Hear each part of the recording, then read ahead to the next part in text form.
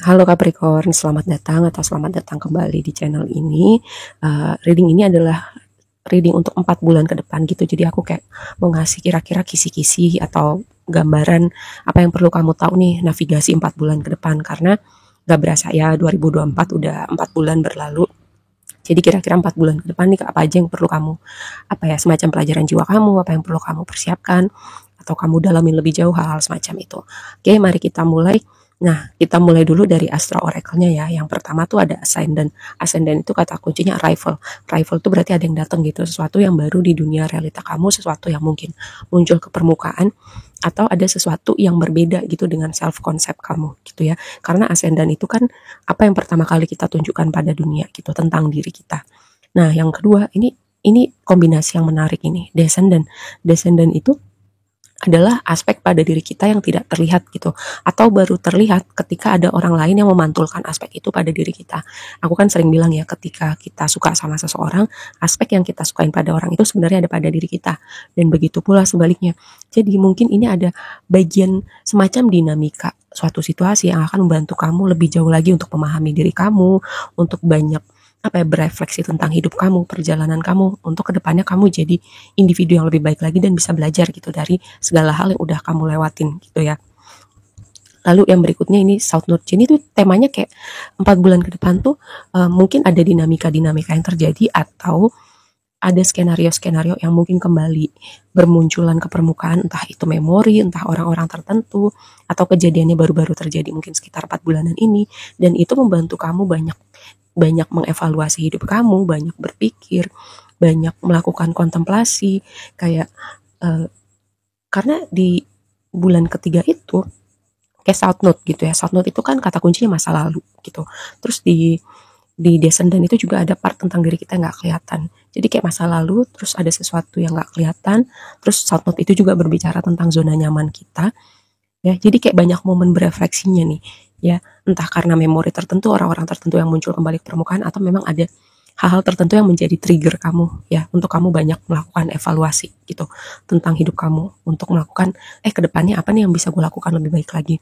Nah, terus di yang berikutnya itu adalah Taurus ya. Kita nggak bicara Taurus sebagai sosok seorang, tapi di energinya Taurus, kata kuncinya cultivate gitu. Taurus itu kan yang membangun perlahan-lahan dengan cara praktikal, terus nggak gerabak gerubuk. Nah, ini sesuatu yang perlu kamu perhatikan. Tapi kita bedah satu-satu dulu ya.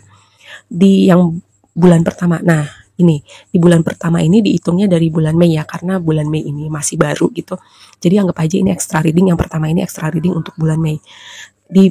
Di bulan pertama ini kayak aku melihat ada apa ya, aku nggak tahu ini kamu atau ada orang yang terhubung sama kamu, kayak ada sesuatu yang terungkap gitu, dan ini sifatnya karma ya. Ada orang yang melakukan hal tertentu, dan dia mungkin di balik layar, dia mungkin melakukan hal tertentu, dan ini dengan judgment, dengan sun, dan seven of sword. Lihat, seven of sword itu kan sebenarnya seven of sword itu nggak selalu artinya negatif gitu. Cuman kalau yang mengkonfirmasinya itu memberikan warna tertentu, nah itu bisa jadi memperjelas ini berbicara tentang apa. Seven of sword itu dikonfirmasi sama tower gitu, momen kaget, momen kayak jebret gitu. Jadi ini orang yang melakukan sesuatu di balik layar, dan kayaknya intensinya nggak baik, semoga bukan kamu ya. Ini ada momen yang bikin dia mungkin nggak bisa lari lagi, mungkin nggak bisa mengelak lagi, apapun yang dilakukan terungkap gitu ya, terungkap. Terus karena di situ ada sun, jadi kayak sinarnya itu menyinari kegelapan yang mungkin bikin orang ini selama ini aman-aman aja gitu, melakukan hal-hal apapun itu, yang mau besar mau kecil, dan jelas intensinya nggak baik sih gitu. Karena kombinasinya membuat aku berpikir seperti itu. Terus dengan judgment, judgment itu kan seperti mata yang terbuka gitu, mata yang tersadar bahwa ada hal-hal tertentu yang tadinya nggak kelihatan, dan sepertinya orang ini dengan dinamika dan apapun yang dia lakukan, akhirnya nggak bisa lagi menghindar gitu, atau membuat skenario apalah di balik layar gitu ya. Dan mungkin ini signifikan sih buat kamu gitu, kayak mungkin kamu berpikir nih orang kayaknya nggak gitu deh gitu, terus akhirnya oh ternyata dia begitu ya, aku pikir dia baik, aku pikir dia begini, aku pikir dia begitu. Dan ini juga sebuah reminder buat kamu bahwa apa yang menurut kamu lihat depan mata itu nggak selalu seperti itu ya. Dalamnya juga, karena apa? Ascendant itu kan berbicara first impression gitu. Jadi first impression itu nggak selalu menggambarkan isi sesungguhnya tentang seseorang atau sebuah situasi. ya. Jadi di bulan pertama, jadi kalau ada yang kaget mungkin sekitaran bulan Mei berjalan ke bulan Juni gitu. Nah, ini sebuah kisi-kisi buat kamu. Lalu yang kedua, invitation gitu. Sebuah undangan untuk melihat tentang sesuatu hal. Mungkin ya kejadian ini juga berefek ke kamu gitu, dan orangnya ini kayak mungkin terhubung secara emosional seperti hubungan romantis, pertemanan, atau rekan kerja, tapi kamu deket banget sama dia. Terus di momen ini kamu kayak dengan Five of Cups, dengan Empress, dengan Nine of Swords itu, sebagian dari kamu akan sangat signifikan gitu terasa ya efek dari perbuatan orang ini, karena memang sebagian ini skenario-nya adalah orang-orang terdekat kamu. Cuman gini, dengan kombinasi ini aku melihat mungkin awalnya kamu sedih, kamu kecewa dengan Five of Cups gitu. Kamu berpikir selama ini gue berteman baik sama orang ini, atau di tempat kerja gue akrab sama dia, atau hubungan romantis yang menurut kamu gue bisa melihat masa depan nih sama orang ini, tapi ternyata enggak gitu dengan Five of Cups dan Seven of Pentacles. Tapi momen kamu kaget, kecewa, sedih, patah hati, apapun ini ya, momen goncangan yang terjadi sebelumnya itu seperti pada awalnya memang bikin kabut gitu, bikin kamu bingung, terus bikin kamu bertanya-tanya, tapi ini membawa kamu kayak dengan Empress itu melahirkan sesuatu yang baru gitu. Yang tadi aku bilang, dengan suatu trigger atau suatu kejadian dengan situasi orang-orang tertentu, kamu mungkin jadi berefleksi, kamu jadi banyak berpikir, kamu mulai mungkin lebih apa ya, ke depannya kamu nggak terlalu apa ya, nggak terlalu percaya sama orang, bukan nggak jadi parnoan ya, tapi lebih kepada benar-benar memastikan kalau misalnya seorang penampilannya di luar A, belum tentu dalamnya juga A gitu. Jadi kedepannya kamu lebih hati-hati, bukan jadi parnoan ya. Terus jadi menutup diri kepada dunia, bukan. Segala sesuatu itu jadi pelajaran. Terus juga melahirkan sesuatu yang baru. Kalau ini berhubungan dengan pekerjaan atau bisnis gitu, mungkin kamu juga selain mengevaluasi rekan bisnis kamu, rekan kerja kamu, terus jadi juga mungkin kamu belajar sesuatu gitu tentang suatu strategi. Contoh aja, membangun bisnis yang lain gitu, atau berekspansi ke bidang lain gitu. Karena momen ini kayak kamu mau gak mau adaptasi, mau gak mau belajar skill baru, mau gak mau tetap jalan terus gitu walaupun kecewa. Misalnya tadinya kamu bisnis baju gitu, oh kalau baju mungkin aku mencoba deh bisnis yang lain gitu, kayak jualan makanan atau jualan yang lain gitu. Jadi kayak momen kaget ini melahirkan sesuatu yang baru gitu. Jadi sebagian memang ini cara semesta untuk mengarahkan jalan kamu ke tempat yang lain. Kalau nggak dikagetin kayak gini, mungkin kamu masih akan seperti itu. Mungkin kamu masih akan berada di sekitar orang-orang yang terlihatnya baik tapi nggak beneran baik gitu. Dan mungkin sebagian lagi memang ekstrimnya naif gitu ya, naif kayak terlalu percaya, terlalu baik, terlalu positif sama orang. Dan ini cara apa ya, cara semesta bikin kamu belajar gitu, dan caranya memang kadang-kadang ngagetin dan kita nggak siap, tapi gitu itu membawa kita kemana. Nah yang berikutnya itu adalah South Node gitu. South Node itu kan masa lalu, tadi ada suatu tema dengan masa lalu, terus di bawahnya ada Hermit, ada Hierophant, ada Three of Cups gitu. Dengan Hermit dan Hierophant kayak aku tadi udah bilang ya, Hermit itu kan energi kontemplasi, energi mencari jawaban sendiri. Mungkin ini juga proses kamu healing ya, dengan sesuatu hal yang mungkin terjadi sekitaran 2 bulanan ke depan ini. Semoga enggak ya, tapi kalaupun terjadi itu sesuatu yang memang perlu kamu lewatin gitu. Dan kedepannya kamu nggak perlu mengulangin pelajaran yang sama. Hermit itu adalah energi kontemplasi, belajar.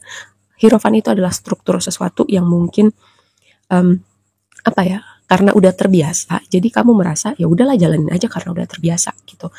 Karena itu juga mungkin ada situasi di mana hati kamu nggak di situ gitu, tapi karena itu menurut kamu praktikal, kamu tetap jalan di situ gitu. Sementara hati kamu enggak gitu, kayak mungkin hati kamu nggak suka, mungkin kamu merasa ini apa sih gitu ya, entah itu pekerjaan, entah itu pertemanan yang toksik atau nggak nyaman. Ada situasi di mana kamu sebenarnya udah merasa atau berat atau nggak nyaman, tapi kamu nggak tahu cara keluarnya dari situ gimana gitu.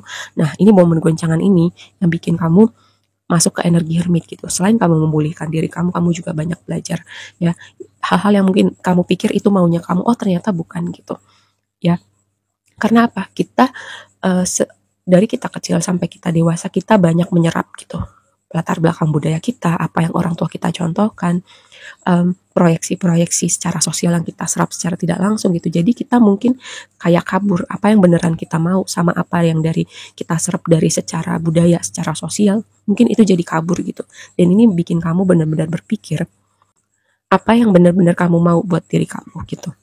Nah yang berikutnya adalah Taurus cultivate, di bawahnya itu ada Knight of Cups, ada Chariot, ada Moon. Nah ini kayak sebagian ini berhubungan dengan hubungan romantis ya, karena tadi aku bilang sesuatu yang terungkap itu bisa jadi skenarionya salah satunya hubungan romantis kamu yang kamu pikir ini bisa jadi sesuatu, ternyata enggak, dan yang lain bisa aspek-aspek lain. Cuman ini kayak pelan-pelan memupuk dengan hati apapun itu ya. Misalnya kalau ada orang baru itu kasih kesempatan karena kamu tahu gitu. Karena kamu udah belajar, kamu tahu ketika ada orang baik dan beneran baik gitu dan punya intensi baik ya. Tapi jangan sampai ketutup gitu. Ketutup intuisi kamu karena kamu overthinking. Makanya di situ ada ceret-ceret itu hati dan pikiran sinkron. Dan ini juga bisa berbicara untuk aspek lain karena tadi aku bilang mungkin selama ini apa yang kamu lakukan hati kamu nggak di situ gitu, dan semesta mengarahkan jalan kamu supaya kamu melakukan sesuatu hal yang hati kamu juga di situ, pikiran kamu di situ, dan kamu dengan senang melakukannya. Di situ momentum terbangun gitu ya. Jadi pelan-pelan aja menavigasi perjalanan kamu.